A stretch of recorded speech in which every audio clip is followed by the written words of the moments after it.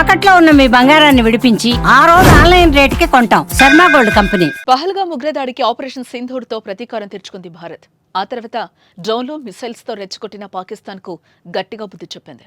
శత్రుదేశ క్షిపణులు, డ్రోన్లను గాల్లోనే కూల్చేయడమే కాక మిలిటరీ పోస్టులు, ఎయిర్ బేస్లను ధ్వంసం చేసింది.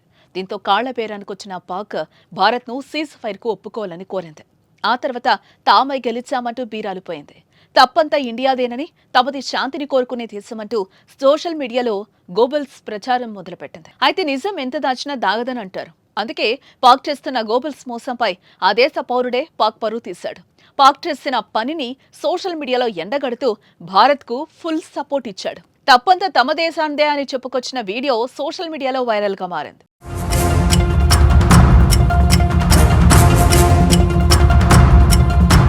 ఇందుకు వీడియోలో ఆ వ్యక్తి ఏం చెప్పాడో తెలుసుకుందాం. పహల్గామ్ లో 26 మంది అమాయక పర్యాటకులను పొట్టన పెట్టుకున్న ఉగ్రవాదులపై దాడి చేసేందుకు భారత్ కు పూర్తి హక్కుందని అభయ్ అనే ఓ పాక్ పౌరుడు చెప్పాడు.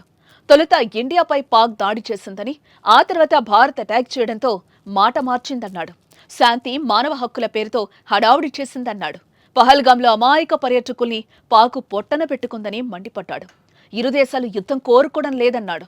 అయితే ఉగ్రవాదాన్ని పెంచి పోషించి తప్పించుకోవాలనుకోవడం కరెక్ట్ కాదన్నాడు. భారత్ ఎప్పుడు యుద్ధం మొదలు పెట్టదని, అవతలి వాళ్లు అది కోరుకుంటే మాత్రం మర్చిపోలేని రీతిలో జవాబిస్తుందన్నాడు.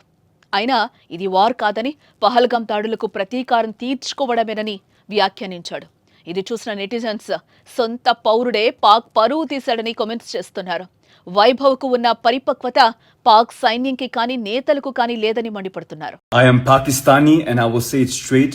India had every right to hit back. First, you attack their people and when they respond, suddenly it's all about peace, human rights. But where was that same energy when 26 innocent lives were lost? Now when India hits back, Pakistan suddenly starts playing the victim card. And yes, no one prefers war, neither India nor Pakistan.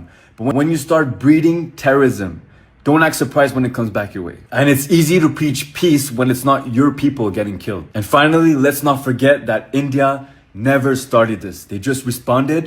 And to me, that is not an act of war. That is just justice. Hare Krishna.